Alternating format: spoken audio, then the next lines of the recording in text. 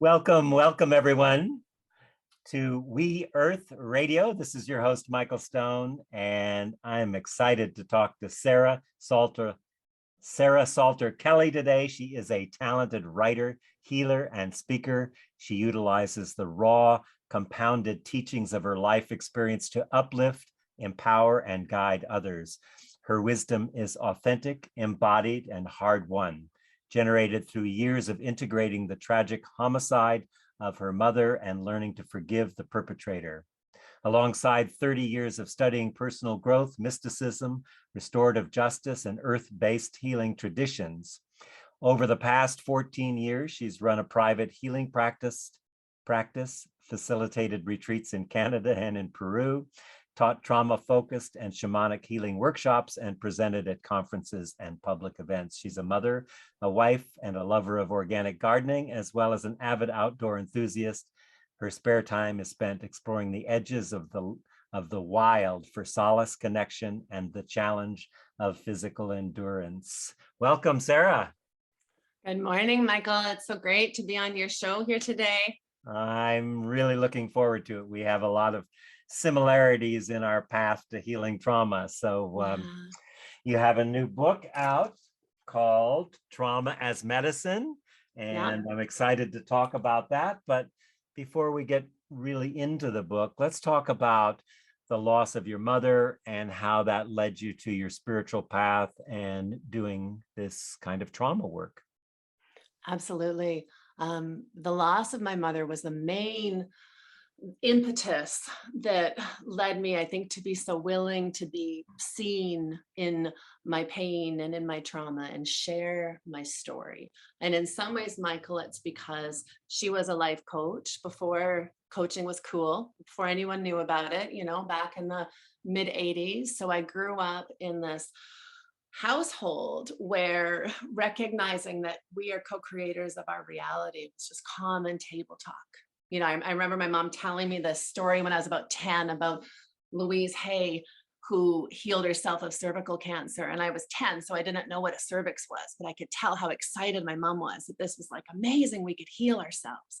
And so that was some of the foundation that led into who I was at 20 years old when my mother was brutally murdered.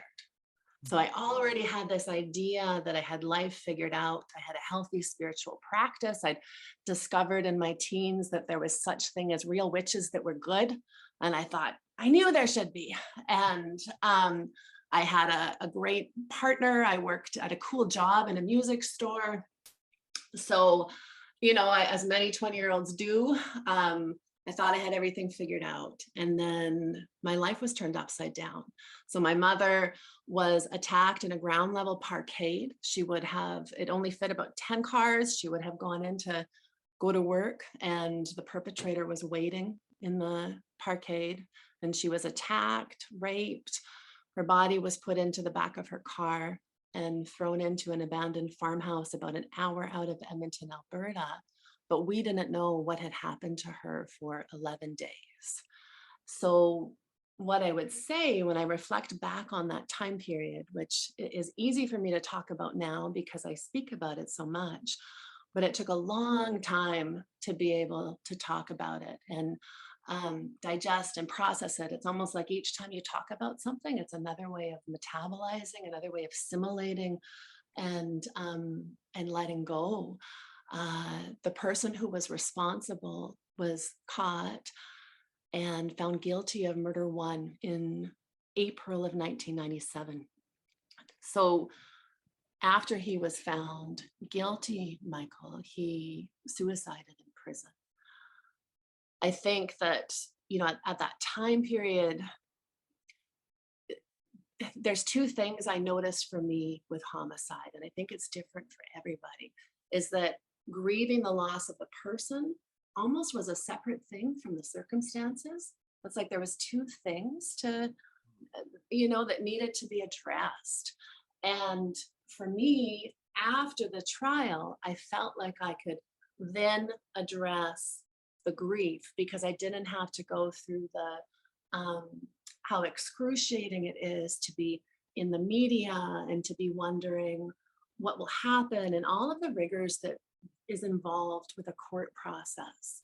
So after that felt complete, for lack of a better term, because it never feels complete, then I could go deep into whatever was needed for grieving. And for me, I had this great desire for freedom. I think it's one of my core values. And so any of the emotions that I felt were stuck inside of me, even at that young of an age, I was able to recognize that how important it was to find a means to let them go. So I noticed that our culture doesn't have a lot of space for people to be in grief. I left the job that I was at so that I would have more time to be with my grief, and worked at different part-time jobs throughout my early 20s, really dedicating myself to letting what needed to move, right? And to doing some of that deeper listening. And I think that in time, became inspired to learn how to share with others as I integrated and embodied what I was learning, right? This was, in December of 1995 that she was murdered. And maybe once upon a time, I thought I had it figured out. And what I notice more and more as I get older is that I'm still learning and figuring, and, and it comes through bit by bit. And that is the energy that went into writing Trauma as Medicine, is it's taking those details of 25 years and that self-inquiry and curiosity of, oh, I have this feeling here, I have this fear. What power exists inside of me to address this fear? How can I make a decision to not be bound by this fear anymore? And how can I practice that? And what would it look like, right? And I often found when I was determining this for myself through the years, is that I couldn't find any information anywhere about trauma. And again, this is in the late 90s and in the early 2000s, and I only had either no internet or dial-up internet.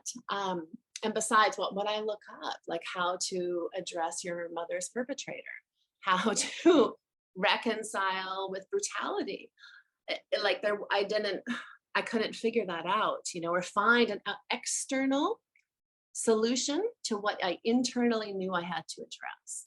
At one point, I had gone to see a psychologist after Mom had been dead for about 10 years, and I could feel the spirit of her perpetrator around me. And I knew that I needed to somehow address this. And yet the tools that the psychologist offered me was to either imagine him being enveloped in a pink light or see him floating away from me. And I remember thinking, like, I could have got that for free from a lot of my woo-woo friends. I was looking for some tools. And at that point, I was inspired to create my own ceremony, recognizing that I needed to speak to him because he had suicided in prison. I didn't have a way to speak to him other than doing it energetically. I didn't necessarily know that if I called him in, he would come, right? I just knew that I needed to create a sacred container and sacred space for me to speak to this man and address my sense of victimization, get my anger out, tell the truth directly to him of what it meant to me. And this was the experience that changed my life, Michael, because this ceremony I practiced once a week over the course of 9 months. And I hadn't planned it at the time that it would take 9 months. I just knew that it was time for me to try a different tactic. If I kept trying to push him away and push away whether it was the image of his face or the fear that it brought up inside of me, I was using all of this energy to resist that. Mm-hmm. And so I thought, well, what happens if instead I pull him in, And I was also applying some of my ideas of how to live as a sustainable human being, right? I don't believe there's such thing as garbage. We need to figure out how to compost or recycle.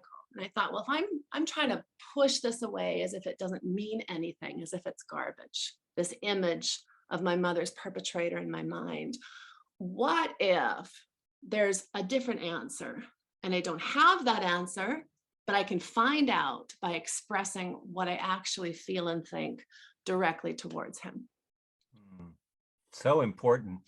You know, here's, I just have to do tell you what it's like to be with you, which is delightful. But what's really significant is that you're very present.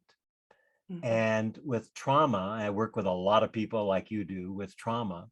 There's an absencing. Mm. There's a dissociated part which takes part of people's essence away. Yeah. And of course, the work that we're doing is about integrating trauma. How do we integrate this frozen past? You know, something in us has not been experienced, so it still lives in our body as an undigested memory, but not integrated into our body. It's Right. like a frozen part. And so when I'm with you, it's so delightful to you talk about it, but I'm not left with any residue about it. Mm. You know, people have really a hard time um, being with trauma, other people. My wife was also murdered, one of my Yeah. many traumas. I didn't quite have the secure attachment that you had at the beginning to do the work, but the person who had done it, and it was a very similar situation to what you're talking about, the person who had done it, that they thought had done it, was, the trial went on and he wasn't found guilty. Mm. Well, that's been a long process for me. And that was 40 years ago. And about 8 months ago, 40 years after it happened, I got a call from the police in Carmel, California, Mhm. saying we're reopening the case. Of course, that brought up a lot of stuff that I had worked on, but it definitely still, there was a lot there because there was no sense of completion in it either. Yeah. I had done a lot of ritual, a lot of work around it, and a lot of work on other earlier traumas that I had. But so over the last 8 months, they got a warrant and they got a DNA sample. Of course, they didn't have DNA at that time, and it was a match. And then they arrested him. And so in a couple of weeks, I'm going to be at the hearing to set the trial after Yeah. 40 years. Uh, Wow. and but where I have gotten to is a lot of compassion for him in that. So even without having closure, I was able to integrate a lot and see this person who now, is in his mid 60s and has a family and everything like that. So it's going to be really interesting to be at the trial when this starts soon. But the point I was making was about your presence with it. And I think, for our listeners, it's so important to be able to talk about trauma, which you mentioned in the beginning. And I wanted you to expand on that. And the other thing I wanted you to expand on was you said the decision not to be bound by the Mhm. trauma. Mhm. That's really an important piece of that kind of talking about healing and then leading into, the kind of ceremony and the kind of work where you can integrate that frozen part of our past. So maybe you can take from that and share your thoughts.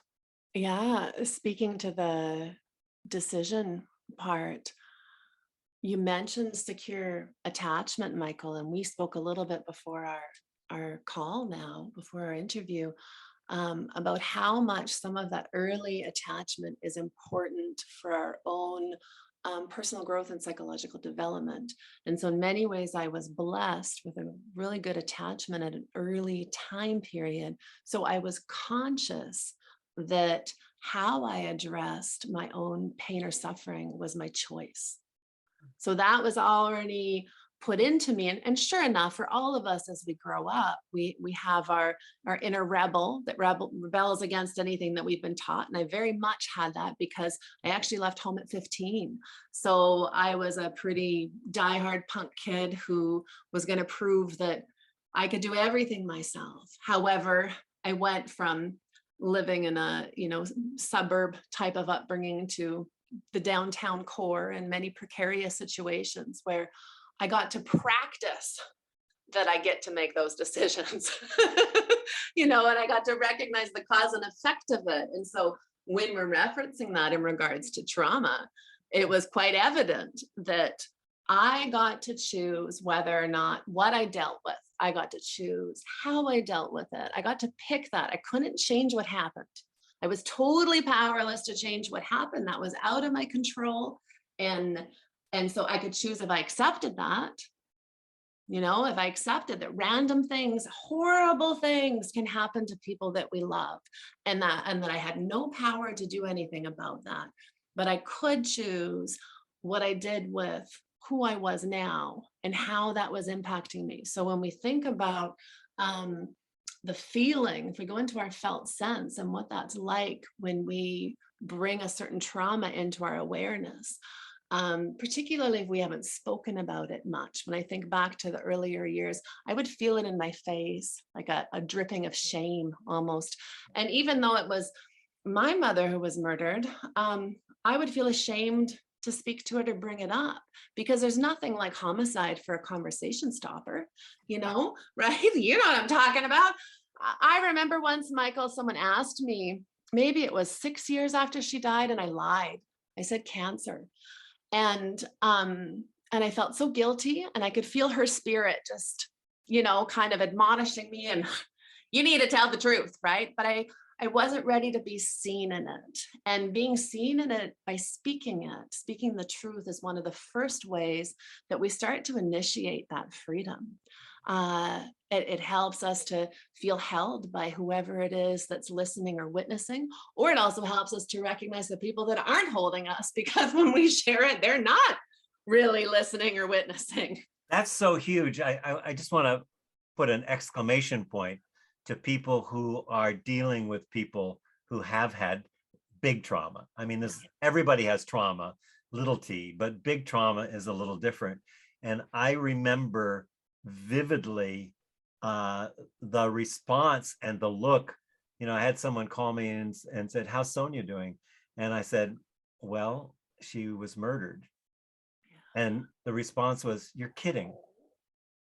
Now, how would anybody say something like that would be kidding? But it was the person's inability to be with that. And I think that's true for many people. It's just like you said, it's a conversation stopper. But to open your heart to people who have had the bigger traumas gives you an opportunity to heal that wounding, which causes you to react in that way. Totally. Yeah. And that is such an important piece.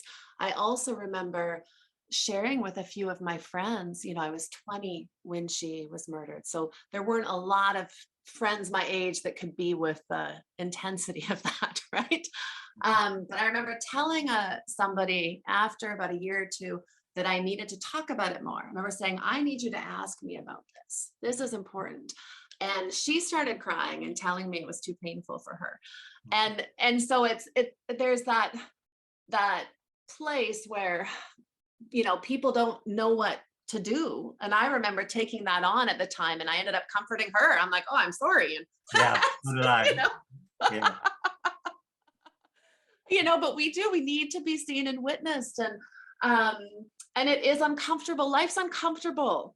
There's uncomfortable things. And if we can't find a way to be with them, we're stuck, all of us, individually and collectively. We're going to be in a mess. We are in a mess. A lot of it is born in that trauma that has us be uncomfortable to be authentic. Because if we have a choice between choosing attachment and belonging versus authenticity, we're going to go towards attachment and belonging every time. But to recognize that and to move in the direction of authenticity is how we heal our own trauma, because we live in a sea of trauma, personal, ancestral, collective, and right now it's being played out on the world stage. That trauma is not something new that's happening with Russia and Ukraine. That's been going on for hundreds of years, if not more. Exactly. And the piece that's coming up for me, Michael, because I've it's just been present since I put the book out, is realizing that being seen in it means that we also are going to deviate away from just the best example for me to use is that my family has a different approach than I do for healing trauma. And for some of them, it's not talking about it, you know, and there's definitely not a willingness to go into the deep dark in the same way that's really important for me. So for some time, I would censor what I said or what I wrote or how I went about it, out of a desire for that attachment and belonging. I want to belong to my family, or out of that loyalty. So thinking about it in reflection of what you just said, to choose authenticity and to choose our own expression and our own embodiment means that we have to create that attachment and belonging inside of ourselves and not be looking to the external variable to validate it or justify it. Yeah, that's so great. And the other part of that is, since we are deeply interconnected and interdependent with everyone, nature and everyone else, if there's enough safety in our being with other people and sharing it, and that's what I was really calling towards, your ability to be present and be safe from working with people, and I think I've developed some of that capacity also, is that then people can at least feel the numbness or the tension in their own body, which is not coming from outside somebody sharing their story. It's coming from their trauma that has not been integrated yet. And I think that's really important for people, you know, if they meet someone with trauma and they want to shut down, that's a time to look and say, where am I numb in my body? Where is there tension in my body? What is it that's coming up for me that I don't want to see right now? And that can be a real healing for people that haven't had the big T's, but have the low T's, the personal and familial and ancestral trauma that is in our blood, our bones, and our breath. Yeah. And it gives somebody the means in which they can feel and acknowledge what's real for them. I think that's the important piece too, is that if you're turning that attention inwards and acknowledging, well, actually, if that's in your body, if that's your response to this particular story or this particular issue, then it's yours.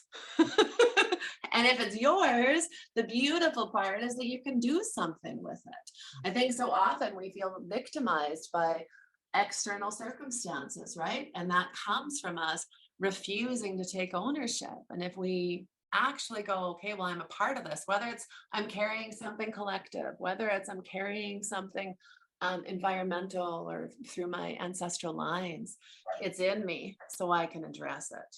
And it matters enough to be addressed. My dog is having a bad dream. Well, as you know, I have an Australian Shepherd too, and they are funny. They are really funny. So yeah, let's deepen the conversation around trauma as medicine, which is the name of your book, and wonderful book, and a lot in there. So we've kind of touched on it, but the whole idea of healing, what is healing and what is medicine of the medicine of trauma, and the ability to be with that medicine and integrate that trauma. Can you talk a little bit about it? Michael, I think it starts with, to use something you just said, it starts with being able to be with it. And that medicine that's generated is different for every person. And it's also not, it's not necessarily a tangible thing where we can say, here's the thing that I got from healing my trauma and check off a box and I'm done, call it a day.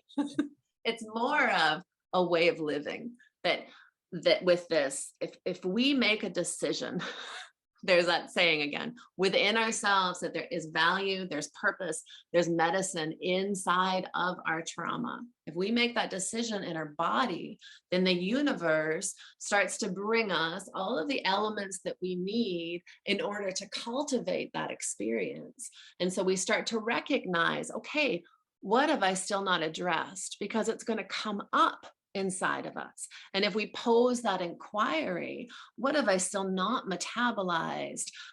We'll feel it in our body. I noticed a lot of grief or trauma for myself or through my clients through the years hangs out in the belly. And if we start to question, what is it that I could assimilate from this experience? And we even think of it as the metabolization process. What could I assimilate? What has it actually brought into my life? And what shit am I holding on to that I need to let go of? What is the waste of it? You know, the anger, the need for vengeance, the rage, like all of that stuff needs to be felt and expressed. But there comes a time where we need to ask ourselves, how long are we holding on to it? And we're the only ones who can gauge that for ourselves. There isn't you can't generalize it for all of us, but we must determine, is this healthy for me? And what happens if I surrender and let go of some of this shit? So one of the I would things we say have to one of the things I was just going to add to that we have to let go of is the victim stance. Yeah. That life is doing it to me, that this person is causing my upset, my anger. Anytime we have an upset, we have we say, I had a difficult conversation, or it was really hard at work today. Well, what's underneath those words is always trauma. Yeah. Whether it's big or little trauma, it's a place where there are parts that have not been, parts of our past that have not been integrated, or as you say, metabolized. They haven't been brought in because we've pushed them down. It takes a lot of energy to hold that trauma down. And if you have a number of them, it's like pushing a beach ball in the water. You got both arms and both feet pushing them down, and it takes our life force. And one of the symptoms, many symptoms of trauma, is exhaustion. Yeah. Because we're often in fight or flight mode, and running because scarcity and lack and separation and moving fast are all trauma symptoms. Definitely. And then I think we have this idea that it'll be too much, right? Because people are in such a state of exhaustion. It's like, oh, well, I'll address it when I have time. I'll address it when, and then years go by, right? Years go by. And so it's really making ourselves a priority and making our own emotional body a priority, and our own, the integrity of who we are, a priority in our lives, which it's not an ego trip either. It's not like an identification, because when I do that for myself, I have way more compassion, empathy, understanding for other people. But we won't, we hold on to it because it's scary. But when we open to it, we open not just to ourselves, but to the world. Yeah, we absolutely do. And that was one of the, when we speak to the medicine aspect in trauma as medicine, and what inspired me so much to need to share it. What I'd like to speak to here, Michael, would be a little bit about my mom's perpetrator. Yeah. And how that journey of reconciliation came forward. And so, I hadn't given any thought to forgiveness at all in the first 10 years. It hadn't even occurred to me. In many ways, it would have felt like even to think about it would be disloyal to my mother. I had to ensure that I really moved through my grief before I even thought about that. And then at the 10-year mark, I could feel her perpetrator around me all of the time. And that's when I decided to create my own ceremony where I address the victim feelings. Because until that point, I refused to even say I was victimized. So that's one of the things that we don't want to get stuck in seeing the world from the point of view of a victim, but we need to acknowledge when we've had experiences where we didn't have any control and tell the truth about that. And so in this ceremony of addressing her perpetrator, which there was no plant medicine used in this ceremony, it was just very much how do I create a space to say my feelings, to name what's important, and to allow for whatever else has to happen to come through. And I did this over the course of 9 months, maybe once a week for about an hour or so. I had a 6-month-old son who was napping, and my twins were in kindergarten. And to me, I was like, wow, I got time. And I'm going to make use of it. And I often bring that up when I'm teaching, because people will have this idea they don't have time. We always have time when it's important. And it was through that process that I had an experience of compassion that I wasn't expecting. I was expressing anger, and I was expressing the deep, dark rage. And yet simultaneously, I had this vision of compassion. And I really struggled with that initially, because I was doing this ceremony to get mad. And then here's this experience of compassion. And yet I couldn't deny the truth that both were inside of my body. There was anger and there was compassion. And the anger still took a little bit of time to be expressed, but the compassion sparked a seed in me where I started to be curious about who this guy was, other than a bad guy. I knew that he had grown up in the system. He was First Nations from Saddle Lake Reserve in Alberta. And I didn't know a lot beyond that, but it started to occur to me that this guy was somebody other than a murderer. He had been out of jail for only 5 days, about 5 days before my mom was murdered. However, he was also someone's brother, someone's son. And that curiosity took time. It wasn't something that just showed up overnight. It took a couple of years of me being curious, and inspired me at one point into contacting the it's called in Alberta, it would have been the chief and council of the place that he was from, and to just say a little bit about myself, and that I was curious about this person and I wanted to know more about where he came from. And so the beautiful thing about that in my own journey of making medicine is I was hooked up with a former chief, Eric Large, who invited me to the reserve, where he taught me a lot about the history of colonization, and then actually invited me to come and do trauma as medicine story shares at many different events through the years. And so that became started in 2010 and became this really big experience of understanding the history of colonization in Canada and starting to look at the bigger picture. So I was able to move a little bit beyond the personal experience of healing and into the collective, to start to wonder, okay, well, why was this guy hanging out in the parkade that day? Somebody doesn't just wake up one day and become a murderer. There's a series of events that come into place if somebody gets that idea in their head that they're going to create such a degrading act towards another human being. And so that curiosity became such a big part of my healing as well, and has brought untold wealth into my own soul and spirit, Michael. Like through time, I've actually come to know his sister, so the perpetrator's sister, and we have done talks together on reconciliation and healing trauma. And anytime I sit with her and hear her stories of trauma, and we'll answer questions in group about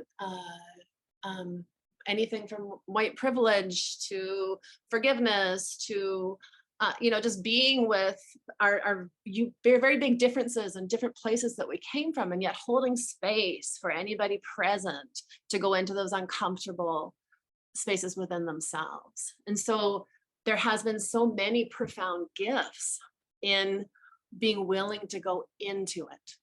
And so that's what the intention in creating trauma as medicine is to create this, potential journey for the reader of how can you go into what it feels fucking impossible. I can say fuck on here, hey? And I don't know, it got me thrown off a station in the US, but in Canada, I think we can, but we'll you think, see. oh yeah. People would feel bad to throw you off here. We're just so polite. Yeah. And so that's the intention is what if step by step we can go into this hard stuff without attaching to the outcome, just following our intuition and following however spirit is leading us. Yeah, it's beautiful. I just want to take in, and I hope our listeners will too, the power and the magic and the what it takes to feel that kind of reconciliation. I think the greatest event of the 20th century, lots of people have lots of ideas of the 20th century. What was the greatest event? To me, it was the Truth and Reconciliation in South Africa, that practice. And, I hear it right now with people blaming the Russians. The Russian people are really having a hard time. There's a person who, if you looked at his history, you could see how he got to the place that he's in and how that's in the culture. But there's a lot of hatred and anger, and you're going back there and then seeing, this was a product of the residential schools. This was a product of being in an abusive, alcoholic, drug, community, all these things. And that's not to justify their actions, or, I think that's important. People say, well, we need to remember, and that's part of our soul that we're giving up when we say we have to be angry. We have to hold on to that, because it kills us. Yeah. Resentment, there's nothing that kills us faster than resentment. If we carry resentment, it's like, having hot coals and throwing it at someone. You may or may not hit the other person, but you're sure going to burn your hand. And to me, that's the resentment that I've worked very hard, with so much trauma in my life to work with that, and recognize, oh, wait a minute, that's because I actually don't want to feel the feelings that are kind of nasty and ugly, and and so I love what you're saying. Yeah. Well, and that very truth, right, that we have to reckon with is that, people do horrible things. This happens. And thinking about what you were saying in context with Russia right now, too, I thought the same thing, and how vilified all Russians are becoming at this moment. And that's not the answer. Like, we're in that, if we're going to come into a place of unity, we need to find a different way. And that's not doing that generalization of vilifying all Russians as the bad guy at this time period. I'm doing these weekly peace meditations. I've been doing since the start, so this will be the third one this week. And one of the things that in the talk before the meditation, I was saying, do you know that there's over 40 wars going on right now? On this planet? There's more than 40 wars. We're focused on one, and it's very interesting. It's white European, and one of the things that really shocked me was in trying to get the Ukrainians on buses to get out of harm's way. There were a bunch of African people that they refused to let on the buses to get out. Yeah. No. Yes. It's I saw a couple of videos, not just one instance of that, but you're not Ukrainian, so you got to stay here. You've been working here in this country, but you've got to stay here.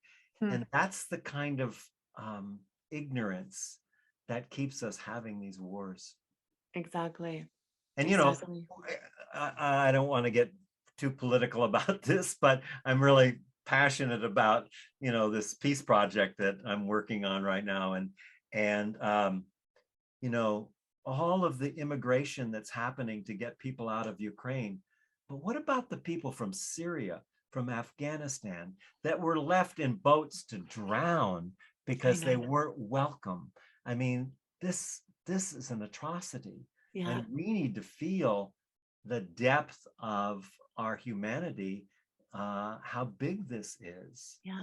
And even what's still happening there. I was, trying to find some more information a few weeks ago as well about some of the other wars happening in the world, because that's something that I had thought of. It's like we're zeroing in on this one particular, not to diminish the experience at all for people who are experiencing it. Um, and what's happened with Syria and what's happened with Afghanistan.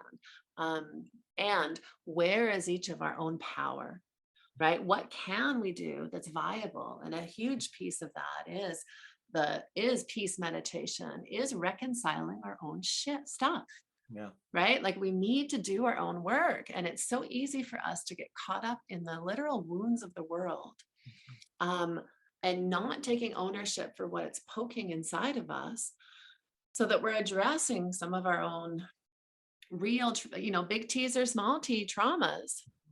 And And small T's are not so small. they're not so small. No, they're Because not so small. I think it would be good to talk about that a little bit. Of course, I have a big T example of that, but the whole idea of uh, from in utero to early child development and the first 6 or 7 years makes the difference of what kind of personality we're going to have to be able to cope with.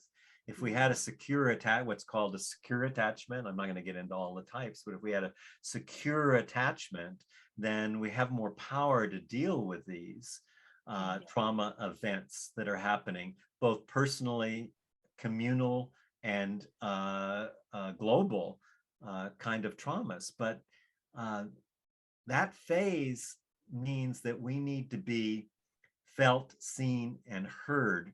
As a mammal, that's what's important, is we're fed, we're felt, we're loved, we're soothed, we're seen. All of that is what gives us the basis to deal with trauma, or gives us trauma, which could build into more and more trauma and a life of trauma. So, I'm really, of course, I'm passionate about it because it is, in many ways, besides the paper, it's my credentials that I've been able to do that work. And so I feel like doing that, as you say, the shadow work, I call it the shadow work, those places that are suppressed and unseen, but shape our personality. I think too, just as I listen to you, one of the biggest things I think that comes up for people is the fear piece, right? I think that if we don't find the courage to speak fear, that's also what keeps us trapped. And again, big T or small T, it's the fear of what happens if I feel it? What happens if I'm different? What happens if I'm rejected by sharing it? What happens if, it's just as painful now as it was then? Like there's all of these fears around the what if. And I think for even any individual listening, if we give ourselves permission to unpack them one by one, that we never have to go into it all at once. However, it's recognizing that there is fear there. Like we need to start with that. I'm afraid, right? And the last couple of years have been really great for all of us in examining our own inner sensations around belonging and around attachment and around being with discomfort. And so even noticing the fears that came up in the last couple of years and being curious if they relate to any unresolved trauma from the past. Like and that's the othering that has happened. oh my goodness, yeah. Vaccinated, the not vaccinated, all the different laws and things, and what's happened to the judicial system, all of that, is really important. I'm noticing that we're getting close to the end of our time. And I Uh-oh. want to make sure both of us are shamanic practitioners, part of our practice, somatic healing. But I want to make sure that we talk about the medicine path and Mhm. what entails what's entailed with that, the slowing down and the connection with Yeah. the animistic connection to life and to nature, and how we've separated ourselves, and how coming back and really building ceremony. So maybe you can talk about the medicine path. I think it's important that people have a sense. Because I would talk, love to. I just want to say, if you're dealing with trauma, talk radio psychiatry or psychology is not going to do much, because you can't change your mind with your mind. You got to go to the body. You got to So go into your body. Yeah. yeah, so that's Yeah. I've often thought through the years, Michael, that being connected with the pagan tradition, so the reclaiming tradition that was birthed from Starhawk, had such a foundation for me in realizing that the world around me was alive and that I could communicate with it. And so there was a way for me to action my prayers. Ceremony to me is creating an action for my prayers to land somewhere in this magnificent mystery that is the world around us. And so that's, the engagement with the mystical through going outside into nature, bringing forth questioning and inquiry in my own heart, and taking time to listen to response. And that's often something I used to teach a shaman's path 2-year program, and I've done trauma as medicine retreats through the years. And they're always in a location where we can be outside in nature, so that each individual or participant can have their own direct revelation. And that's what's so important in a medicine path, is that you are learning to recognize that you may be your own conduit for connection with the divine of this land, the divine that is inside of you, the Pachamama, the Mother Earth, and everything that we're related to. You can communicate with that.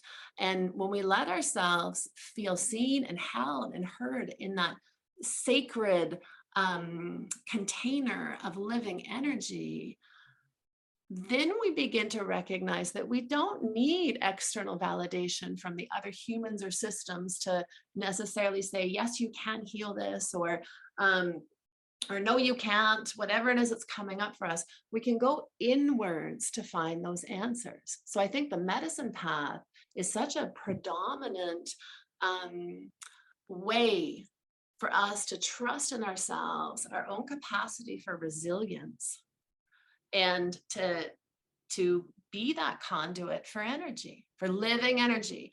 Another piece that I will often share when I'm teaching is that, if we're going for a walk in the forest or the woods, and we look around us, and we're going to see deadfall, and we're going to see moss growing, and we're going to see the mycelium and all of the plants that make the forest this incredible, brilliant, sacred space. And we don't look at any of the trees that maybe got cracked by lightning and fell down as ugly, or we don't look at them and think they don't belong. We recognize that they're a part of the whole sacred living system. And if we begin to look at ourselves that way, that everything in us is part of that sacred system. So the places we've been struck by lightning and feel cracked and broken, those are actually part of the regenerative elements of our own life experience. And so that's what a medicine path helps us with, to realize that everything that we have, we don't have to get rid of anything at all. It's perfect right here. This moment right here now is exactly the one that you need. And when we tune into that, we feel that deeper connection to the sacred as a lived experience. So we're seeking that lived experience, and whether it's, creating your own fire ceremony, or whatever the practice is for you that feels like a way to connect. I like to use a lot of sound tools or drums, or in order to help generate an altered state that allows for that deepening and that letting go of the mind and more connection to the body. Yeah, it's so powerful what you're saying. Um, a couple things in what you're saying. So when we're talking about the mystery, we're also talking about letting go of control. Yeah. So one of the essential things is we want to have control. We want, so we aren't blindsided. And really, this whole idea of giving up to the higher power, the mystery, the essence of life. Life wants to live. It's been doing it for millions of years, and it wants to live through us. It's not separate, Yeah. but if we're trying to control it, life doesn't get to live through us. So that's the first part I wanted to say. And the other part was the importance, and this is a big part of the shamanic traditions, is intention. Maybe you can talk a little bit about the importance of intention. Yeah, I would love to speak to that. The first thing that I laid down as a foundation in my ceremony with my mother's perpetrator was my intention for freedom. So I didn't know what it was going to look like, Michael. I just knew I needed to be free. And each ceremony, week by week, over the course of 9 months, whatever came up somehow was going to be connected to that freedom. And I trusted that implicitly. And so when that meant that I had this one vision of compassion, even though it pissed me off initially, I had to surrender and trust because I had set that intention for freedom. And freedom meant I had to start exploring his humanity. And freedom meant I had to go into the really uncomfortable places. I sat down at the kitchen table with Marilyn Bright Eyes, who is the sister of my mother's perpetrator. This was maybe in 2013, I think. And so we're having tea. I was teaching a talk at the Blue Quills Culture Camp, and she invited me over afterwards. And we're going through family pictures in her photo album. And all of a sudden, she flips a page, and there's my mom's perpetrator, obviously looking different than he did at the trial and different than he did in the newspaper photo that was shown again and again. And I can't lie, my heart stopped for a moment. I couldn't breathe. I went totally froze. Yeah. I went, oh my God, why am I here? Oh my God, I can't do this. This is way too much. Why am I here? And I had to breathe through it and tune into that intention for freedom. I want to be free. I need to know who this guy was. I need to know how somehow me knowing that honors my mother's legacy and honors this possibility to create peace within ourselves. And so if we want to create peace within ourselves, if there's a good chance that we're going to look at all the places that we don't feel peaceful. And so that's my best way to speak to intention, is that if we're holding the higher regard for intention, then we have to trust that what comes is related to that intention. Whereas often I've seen people in classes, they'll be like, well, I wanted to explore self-love and all I'm feeling is judgment. And it's like, perfect. Let's look at the judgment, yay, let's look at the hard stuff. That is the point, that's that is the way in. And something else that makes me think of too is that we have this idea that some of the new ageisms can be a spiritual bypass. So some of the new ageisms I'd speak to would be, there's no accidents, everything happens for a reason. We choose everything, to name a few, right? Yeah. And they're definitely not something you want somebody to say to you right in an acute phase of trauma, right? I would have punched somebody in the face if they said that to me. But however, through time, this comes back to the decision that we make inside of ourselves. We can be curious. We can say, okay, if everything happens for a reason, what would the reason be? How can, that's the same as saying, how can I find purpose in this? Yeah. And when we find purpose and meaning in our hardship, we gain such a sense of self-confidence and power that is a game changer for ourselves. I think the thing that's important in medicine healing is to know that the medicine is in the pain. Yeah. It's not somewhere else. You talk about spiritual bypass, there's so much of it going on, but the medicine is in the pain. And from people, when I work with people, what I see often is that the pain of not feeling the pain is more painful than feeling the pain itself. Yeah. you know, to actually go in. I mean, you have to do it, you titrate it, you go it slow, you do a little Yeah. bit at a time and access it. But to bring it back to, you use the term felt sense. It's, you know, a term I use a lot, is what's happening in your body, what's happening in your emotions, where are they, you know? You know, so to be able to really not, you know, we think we feel it, we think we feel it in the mind. We don't feel in the mind, we feel in the body. And I think that's essential for people who are dealing with trauma and trauma response, to recognize, okay, if I can just stay with this pain a little bit longer and allow myself to feel my body and to notice the emotions that come up. And very likely, if I stay with it long enough, there will be a story, or there won't. I mean, there's implicit and explicit trauma, you know, some of the very young trauma, you won't have it, but you'll feel the energy and the emotion of it. And I think that's really crucial for people that are wanting to engage in this trauma work, which is so important right now because of the collective trauma. Because when I'm working with my own trauma, this is not like I'm getting a bigger ego. This is like I'm dissolving the things that keep me separate from other people. Absolutely. And I think that the deeper that we go inwards, the more there's that releasing of our ego and a deeper sense of compassion and shared humanity, right? That and that can only be experienced by going into the hard stuff, right? And to know that we're going to go in, and that's often something I'll say to my clients, is that I will be helping you to go in and feel the hard stuff. And if you're working with me, that is what I help you do. We're not going to go around it. We're not going to go, you know, spend all our time under it. We're going to go into it. And so, you know, that is what I find to be the most direct method of discovering our medicine, is that willingness to go in. Yeah. And, you Yeah. know, if I said, if somebody asked me, what's your job, you know, when you're dealing with people with trauma, I would say basically two things maybe. One is to create a safe space so someone can feel safe enough to feel.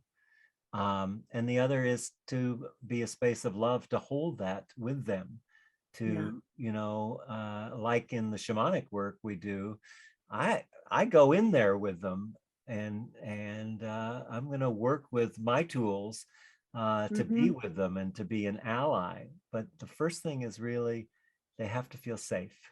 And I think that's so important. And that safety is the first, absolutely foundational. And then to recognize that you get to determine what you need to feel safe.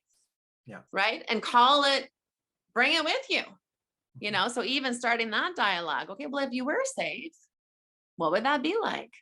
Because that's often the very initial piece. Don't you notice that, realizing that for some people, maybe they've never felt safe in their whole life. For many people. In my classes, I always say, I want you to feel safe enough to feel just a little bit unsafe. Because we got to feel a little bit unsafe in order to do that work, but we need a safe container to do it in. Yeah.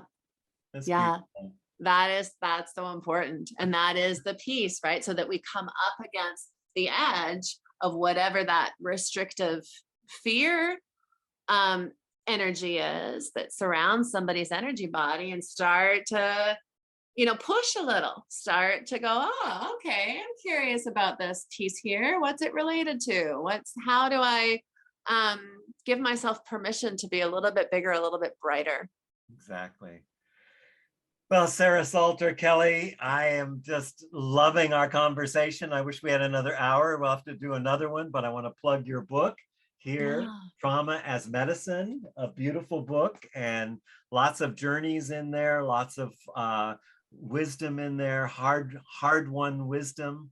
So I'm so grateful to you to take the time to be on We Earth Radio and to share with you. Thank you, Michael. Can I read one paragraph for people before we close? Okay, let's do it. All right, everybody. This is from the introduction. Once upon a time, long, long ago, so long ago, in fact, that even the oldest of our grandmothers and grandfathers, grandmothers and grandfathers cannot remember, There existed a time and a community that honored and celebrated our deepest wounds as the passage of our soul's evolution. They knew that the initiation into higher learning came from fully embodying the energy of pain until it transformed into something inconceivable, something beyond the scope of the mind and into the wisdom of the soul. This was the process of allowing the poison of what had come to pass to rise up within, to care for this energy with wild dancing, music, crying, wailing, and other embodiment until it emerged as medicine. It seems to me that these folks were in the long ago, but perhaps what I am imagining are the whispers of the ancestors yet to come, the ones who know that what the underworld has to teach us about who we are and who we are becoming is essential. This is a book for those of you who are kin to these ancient future past ancestors, those of you who are tired of ingesting the poison of avoidance, denial, and spiritual bypass, and are ready to delve into the deep, dark territory of medicine making. This is a book for those of you who are hungry for more. Brilliant. What a great way to sum it all up. Yay. Sarah, thank you so much. Thank you, Michael. And you can let people know the book is at Gaia Rising in Nelson. And I'm going to be doing a talk on April 29th as well. So they can get in touch with me for details. Wonderful. Thank you so much. Yay. Thank you. Bye.